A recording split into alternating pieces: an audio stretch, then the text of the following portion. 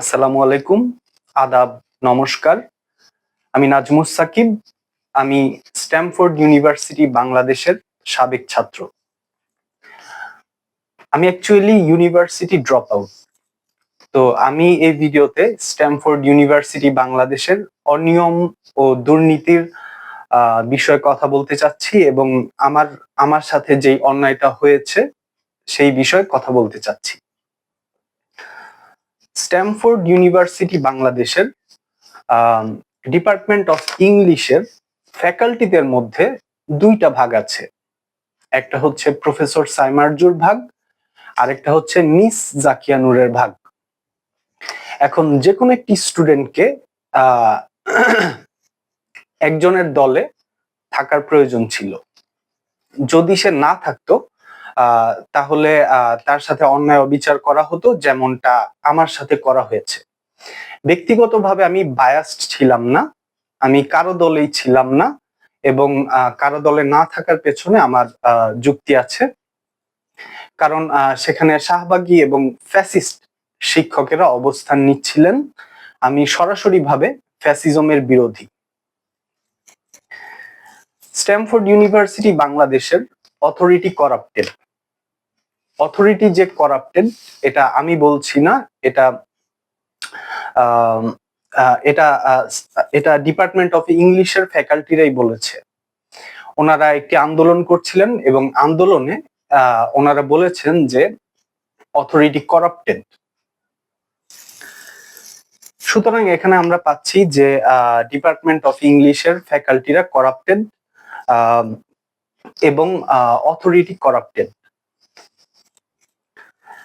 আমাকে কিছু শিক্ষক সরাসরি প্রতিবন্ধী বলেছে এবং তাদের মধ্যে একজন আছে জাকিয়া নূর। জাকিয়া নূরের সাথে ক্লাসে আমার বাকবিতণ্ডা ঘটেছিল এবং বিষয়টি আমি বলি। উনি একটি ক্লাসে বলেন যে প্যালেস্টাইন যে ল্যান্ডটি এটি নাকি ইসরায়েলের এবং এটা নাকি কুরআন শরীফে লেখা আছে, এটা নাকি বাইবেলেও লেখা আছে।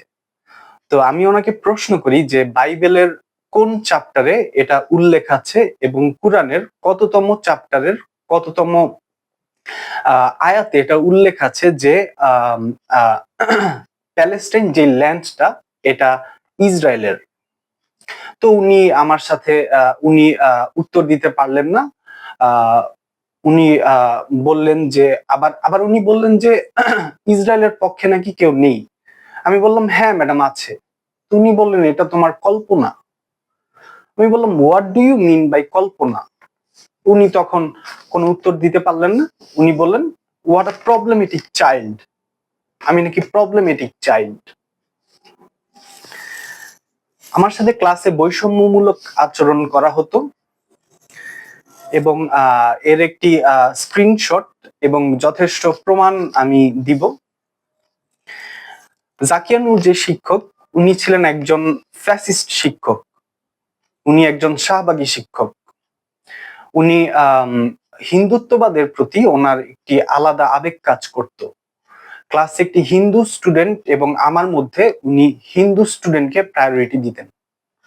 আমি ক্লাসে কোনো ওপিনিয়ন শেয়ার করতে গেলে বা কোনো কিছু বলতে গেলে উনি আমাকে হাত দিয়ে বাধা দিতেন। কিন্তু ওই হিন্দু স্টুডেন্ট কথা বলেই যাচ্ছে, ক্লাসের সময় নষ্ট করে যাচ্ছে, উনি তাতে কোনো কিছুই বলেননি, উনি তাকে কথা বলতে দিয়েছেন। একজন শিক্ষক আমাকে বলেছেন তোমার যদি ক্লাসে কিছু বলার থাকে তাহলে তুমি এক সেন্টেন্সে বলবে। অপরদিকে ওনার যে ফলোয়ার্স ছিল, ওনার যে প্রিয় স্টুডেন্ট ছিল, ওনাদেরকে উনি এই ধরনের কথা বলেননি। ওনার নাম ছিল আজিজ। আমাকে ক্লাসে অপমান করা হয়েছে। একবার আমি টিচার্স রুমে যাই যে ম্যাডাম আমাকে আপনার কোর্সের গ্রুপে অ্যাড করে দিন। তো সেখানে 10-12 জন ফ্যাকাল্টি ছিল। সেই 10-12 জন ফ্যাকাল্টির সামনে আমাকে অপমান করা হয়।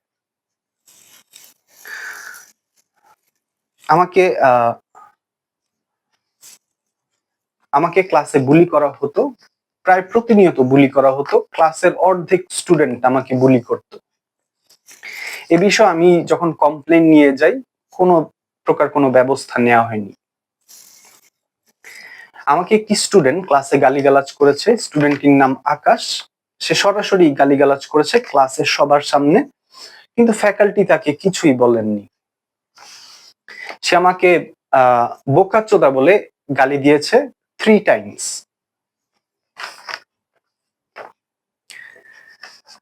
আমাকে বুলি করা হতো, কিন্তু বুলি সহ্য করতে না পেরে যখন আমি বুলির জবাব দেই, তখন অ্যাকচুয়ালি ওরা নিতে পারে না। আকাশ নামে একটা স্টুডেন্ট আমাকে থ্রেটমূলক আচরণ করে।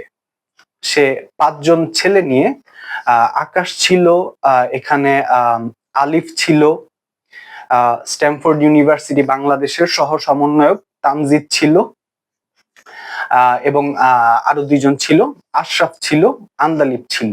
এরা 5 জন মিলে আমাকে আটকায় এবং প্রায় মারবে এরকম অবস্থা।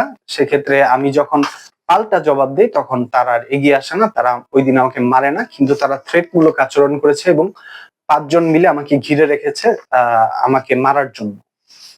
এবং সহ সমন্বয়ক তামজিদ দেখলাম ফোন করেই যাচ্ছে, সে লোকজন জড়ো করার জন্য একদম প্রস্তুত।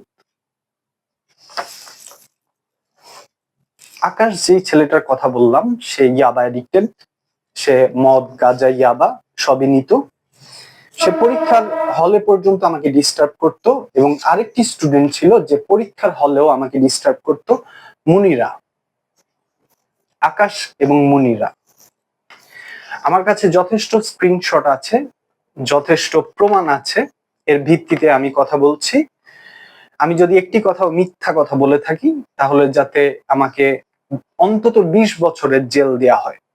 অপরপক্ষে আমি যদি সত্যি কথা বলে থাকি এবং স্ট্যামফোর্ড ইউনিভার্সিটি বাংলাদেশের অথরিটি যদি করাপ্টেড হয় এবং ডিপার্টমেন্ট অফ ইংলিশের ফ্যাকাল্টিরা যদি করাপ্টেড হয়, সেক্ষেত্রে তাদেরও যাতে যথেষ্ট শাস্তির ব্যবস্থা করা হয়।